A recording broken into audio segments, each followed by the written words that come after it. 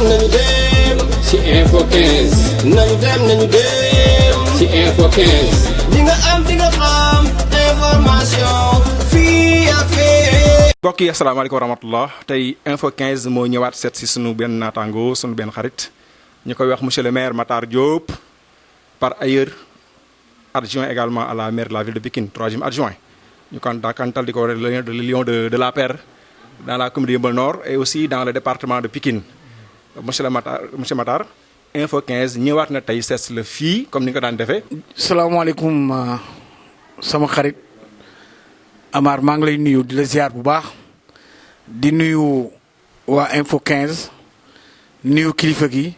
nuyu techniciens yi nuyu sénégalais yi particulièrement les Pikinois et Pikinoises waa Yeumbeul du ma leen bàyyi ginnaaw donc am naa mbégte bu rëy tey bi nga ñëwee sama kër pour interviewer ma jël sama xalaat ñu waxtaan ci mbirum actualité bi xew ci réew mi. merci monsieur le maire mënuñu ñun équipe info 15 mënut a ñëw ba dem te laalul question bi nga xam si c'est la question la plus brûlante de l'actualité muy la question foncière ñu bëggoon la laaj sa xalaat ci li ñuy dégg temps yi ci Mbao 10 hectares yi nga xam si déclassé nañ ko jox ko la ville de Pikine boo si mënee laaxal également le problème de gàddaay ndax problème la boo xam si waa Yeumbeul sur les réseaux sociaux ñëpp ñu ngi ciy wax muy nag un problème très sérieux ñuy laaj monsieur le maire lan moo ci xalaatam ci loolu. Amar jërëjëf je pense que le problème foncier fi may commencer d'abord mooy fi nga laal mooy les 10 hectares yi nga xam ne président Macky Sall ki mbaaxum à la suite d'une demande forte de la population de Pikine de toutes les composantes parce que tey cimetière yi Pikine yi ku dem di suuli foofu di nga xam ne cimetière yi fees na del de ba kenn amatul foo suul say néew. cimetière yi nekk dans les communes muy Thiaroye muy Yeumbeul muy Kër Massar muy Thiaroye-sur-Mer cimetière yooyu yëpp fees na maire Abdoulaye Timbo le maire de la ville de Pikine ki mbaaxum xool ne situation bi situation bu critique la imam yi délégué de quartier yi bajani gox yi association des daara association des handicapés en tout cas organisation faîtière yi bëri ñëw ki maire ne ko nag maire sonn nañu n'est-ce pas faaw nga taxaw ki cimetière yi maire dem gis président Macky Sall nu mu plaidé ba président tabaxal ñu jumaa ju rëy ju bees à Pikine ndax loolu ginnaaw yàlla maire Abdoulaye Timbo moo ko plaidé ba loolu am mu solaat dalloom dem seeti président Macky Sall ne ko nag nous avons un problème majeur à Pikine parce que actuellement suñu cimetière yi fees na mais amatuñu fu ñu suul suñuy néew. président jox ko accord am ne ko incha allah dinaa la déclassifier 10 hectares dans la forêt comme ça nga réglé waale beneen problème boo xam ne problème bu sérieux la aussi avec nos parents de la communauté catholique. nga xam ne tey suñu amee dëj suñu amee néew faw ñu dem ba Saint-Lazare dañuy quitter le département dem ba Saint-Lazare donc il y a pas de cimetière catholique dans le département de Pikine donc dinaa la fa jox 10 hectares nga jox musulmans yi jox chrétiens yi ñu def ko ay cimetière président joxe accord am ministre de l'environnement monsieur Abdou Karim Sall pour que mu instruire dossier bi pour que vraiment ñi mën a taxaw jublu pour def ay cimetières yi modernes dans cette forêt classée de Mbao la ah bi loolu amee le maire Timbo le ministre Abdou Karim Sall commence à instruire dossier yi ay services am muy eaux et forêts woo le maire Timbo won ko maquette bi ne ko maquette baa ngi nii dans cette forêt classée là les 10 hectares instruction yi ministre de l'environnement jot fii lañ lay jox pour nga def ko si biñ ko mu demee gis autorités yooyu mooy les autorités des eaux et forêts au niveau de Mbao pour des raisons de politique politicienne le maire de Mbao monsieur Abdoulaye Pouy puisque il a un grand adversaire à Mbao qui se trouve être le ministre de l'environnement mu jël affaire bi politiser ko mooy woo ay jeunes à Mbao woo ay notables à Mbao di dal ki kaw le maire Timbo dal ki kaw le ministre Abdou Karim Sall pour des raisons de politique politicienne yoo xam ne tegu ko fenn parce que cimetière honnêtement képp kuy jullit wala sax ngay un être normal ñu ne la fii dañ fiy def cimetière waroo am dara loo si wax ki yoon laa wax n'est-ce pas alors mu jóg commencé di désinformer di désintoxiquer di wax ne non dañoo bëgg a jël suufi Mbao dañoo bëgg a jaay suñuy suuf dañoo bëgg a def nii dañoo bëgg a def nii n'est-ce pas amatee les populations de Mbao n'est-ce pas, alors pour empêcher président mu signer ce décret-là pour affecter les 10 hectares à la ville de Pikine. Mais en réalité, cet espace des 10 hectares-là, c'est uniquement pour des cimetières musulmans et des cimetières chrétiens dans cette forêt de Mbao. Le règle. Amul leneen luñ ci def lu ay cimetières. Parce qu'actuellement nii soo demee il y a des cimetières des naufragés du bateau le Joola. Mu ngi foofu à côté. Donc moi je pense que politique warul mën a tax ba nga ngay def yenn bassas yi. Et c'est là où j'ai pas reconnu le maire Abdoulaye Pouye. N'est-ce pas? Quand même sooy politique na nga mën a politique dem ci champ politique bi mais population yoo xam ne population yi lu ñu soxla war nga koo mën a bàyyi vraiment ñu réaliser ko tey imam yi jóg nañu wax si délégué de quartier yi jóg nañu wax si sëriñ daara yi jóg nañu wax si mouvement associatif yi jóg nañu wax si pour wax ne ils ont besoin de cimetières donc su dee c'est une demande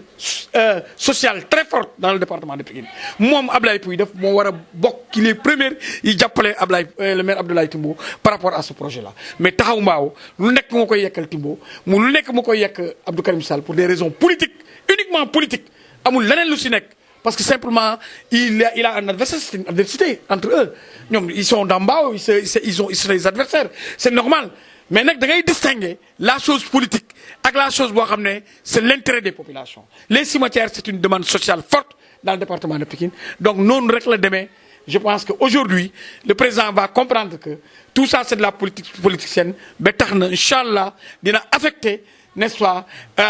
aux populations de Pikine les 10 hectares là pour ñu mun see suul si ñu néew loolu daal mooy coow li à Mbao maintenant loolu dama siy féliciter le maire Abdoulaye Timbo ki taxawaay bi mu si am n'est-ce pas ndax cimetière lu am solo la dans le département de Pikine cimetière abattoir yi bi mu feesee aussi n'est-ce pas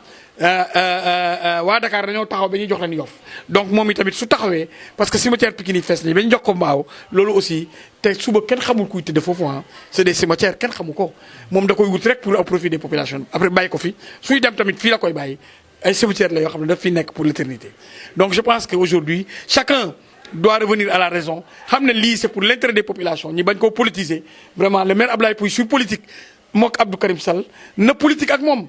et aussi le ministre Abdou Karim Sall est à remercier à féliciter parce que moom tamit bu intérêt population yi taxawee dafa activer dossier bi vraiment xam ne lii c'est pour l'intérêt des populations de Pikine mu taxaw si ba dossier bi aboutir donc le ministre Abdou Karim dañ koy gërëm sant ko moom tamit ki taxawaay bu rafet boo xam ne am na ko ki liggéey bu rafet boo xam ne def na ko par rapport à ces 10 hectares de la forêt classée de Mbao maintenant pour revenir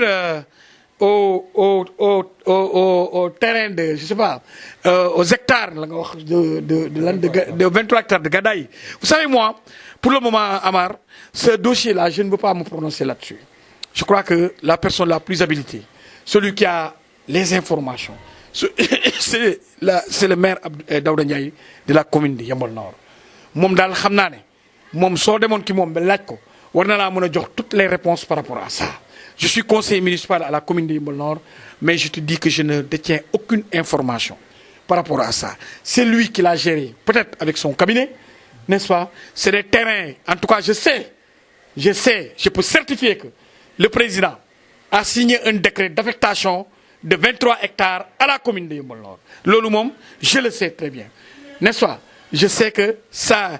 je sais aussi qu'actuellement il y a un contentieux de 3 hectares n'est-ce pas au niveau de ce site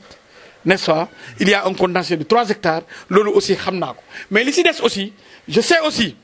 n'est-ce pas que vraiment ils sont en train de construire un terrain au niveau de ce site-là parce que ku romb foofu di nga gis mur terrain bi loolu xam naa ne ñu ngi koy def li ci des nag liñ ci def liñ ci war a def kan la ñu jox ak ku ñu joxul kooku je pense que la personne la plus habilitée la personne la plus indiquée pour pas vraiment pouvoir se prononcer de manière claire et transparente sur ce dossier-là c'est le maire Daouda Ndiaye je crois que je vous renvoie la question soo demee seeti ko xam naa peut-être dina la si gën a leeral pour le moment man je me contente de ça mais je vous dis que inchallah rabbi parce que nous sommes de Yeumbeul Nord nous sommes du côté de la population de Yeumbeul Nord et nous serons toujours avec les populations de Yeumbeul Nord le moment venu Ndam la structure Ndam se prononcera par rapport à ça donnera sa position par rapport à ça sa position officielle par rapport à ça et tout Yeumbeul saura que voilà la position de Ndam par rapport à ces terrains de Gadaye. Merci monsieur le maire xëy na équipe Info 15 na def des démarches continuer ko am investigation pour xam réellement comment ça se passe. Abdou Karim Sall tey c'est un ministre de la République il a été DG de la RTP aujourd'hui c'est un grand responsable du parti n'est-ce pas aujourd'hui dans le département moom mooy gérer les cadres de l'APR dans la commune dans le département de Pikine donc c'est un cadre de haut niveau c'est qu'un grand responsable dans le département de Pikine le ministre Abdou Karim Sall moom soxlawul président di ko ngemb moom ngembe na boppam depuis longtemps mu ngi ci terrain politique bi xam nga li may bëgg a wax mu lenn la affaire yi foncier bi 10 hectares yi président di affecté au département de Pikine pour que ñu def ko cimetière bu ko kenn politiser loolu ça n'a rien de politique c'est uniquement social ay cimetière lañ fay def mu jox ko pour que ñu def ci ay cimetière musulman ak cimetière chrétien n'est-ce pas yow loolu lañ fay def donc képp koo xam ne tu es un citoyen normal ku bëgg a Pikine vraiment Mbao ki biir Pikine la bokk Mbao c'est une commune qui fait partie des 16 communes du département de Pikine donc président su ko mayee le département de Pikine Mbao ki la bokk donc da ko may pour que waa Pikine yi puisque cimetière Pikine yi fees na yeneen communes yi seen cimetière fees na dëgg naa benn kilifa bu wax ne kii cimetière Pikine yi am na 4 hectares yi des mais kooku day wax lu ko neex rek maa ngi jéggalu rek loolu amul benn 4 hectares bu des ci cimetière Pikine ku mu neex yéen ay journalistes ngeen mën ngeen dem vérifier cimetière yi dafa fees tel ba amatuñu fuy suul si ñi néew président ki mbaaxam may ki demande maire Abdoulaye Timbo mu may waa Pikine 10 hectares pour ñu def ay cimetière ak cimetière musulman kat mais kooku je pense que képp ku yeewoo Pikine rek war nga ko rafetlu soo yeewuloo sax Pikine soo dëkkee sax Thiès war ngaa rafetlu loolu ndax ñun ñëpp ay jullit lañu nit ki wax nañu balaa ngay xalaat sax tabax kër war ngaa xalaat fi ngay mujj yow ndax dee moom ala kulli day ñëw yàlla na yéex nag donc moo tax may ñaan le maire Abdoulaye Pouye muy revenir à la raison bay politique politicienne bu muy def bay intoxication bu muy def bay désinformation bu muy def na joxe la bonne information pour que ces cimetières là mu mën a am au profit des Pikinois au profit de Mbao au profit de Pikine au profit de toutes les 16 communes du département de Pikine. kon boog bu ko defee ñun équipe F15 ñu ngi lay sant la gërëm bu baax ci dalal bi ñu dalal xanaa ñu jox la kàddu rek nga jox sa dernier mot monsieur le maire. jërëjëf Amar kontaan naa trop tey ki seen ñëw xam nga foncé 15 nag samay xarit lañu yow mii sama xarit nga maa ngi lay gërëm ki taxawaay bi ki li ma ñëwee tey interview ma damay gërëm d'abord du ma si tay gërëm la coordination de Ndam je ne parle pas des jeunes de Ndam mais de la coordination d'abord composée de jeunes parce que loolu la yàlla dogal de jeunes très compétents de jeunes très intelligents de jeunes très sérieux très honnêtes qui sont à mes côtés et qui travaillent de manière très intéressée pour l'intérêt exclusif de Yeumbeul Nord. Donc je les remercie, je les encourage à aller de l'avant parce que l'avenir les appartient. su ma si paree ma nuyu tous les présidents de groupement du mouvement Ndam ñoom i tamit ay jigéen ñi xarañ lañu jigéen ñu baax ñiy liggéey dans la commune vraiment di ma jàppale pour l'émergence de Yeumbeul Nord. En somme tous les militants parce que vous savez Ndam aujourd'hui Amar je peux te dire ça peut tourner autour de 5000 à 6000 adhérents dans la commune de Yeumbeul Nord. Et ça c'est le travail de ces jeunes-là que vous voyez qui ont abattu un travail de massification, un travail de mailler toute la commune de Yeumbeul Nord. On s'apprêtait à organiser un très grand meeting pour montrer notre force dans la commune. Malheureusement, avec le Covid-19, yàlla def dañuy reculer. Mais on était sur le point d'organiser un grand meeting dans cette commune-là pour montrer notre force. Mais tey yàlla def na ni xëy na avec cette pandémie-là mënaguñu ko def maintenant mais inchallah faaw ñu def ko pour wan à la face du monde ce que représente Ndam dans la commune de Yeumbeul Nord. Je sais qu'aujourd'hui soo ma doon def sondage di ngeen vous rendrez compte que nous sommes la première force politique dans cette commune. Ça j'ose le dire à la face des Yeumbeullois. Nous sommes la première force politique dans cette commune parce que et puis une force sérieuse. Pas une force politique politicienne mais une force sérieuse une force politique boo xam ne ay militants yi sérieux yi gëm lu ñuy def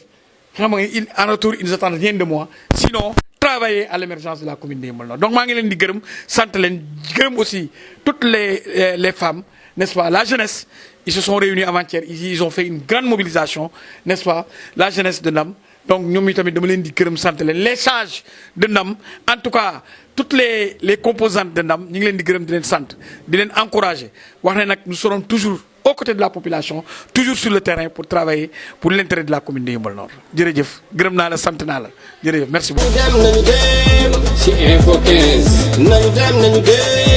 ci Info 15 di nga am information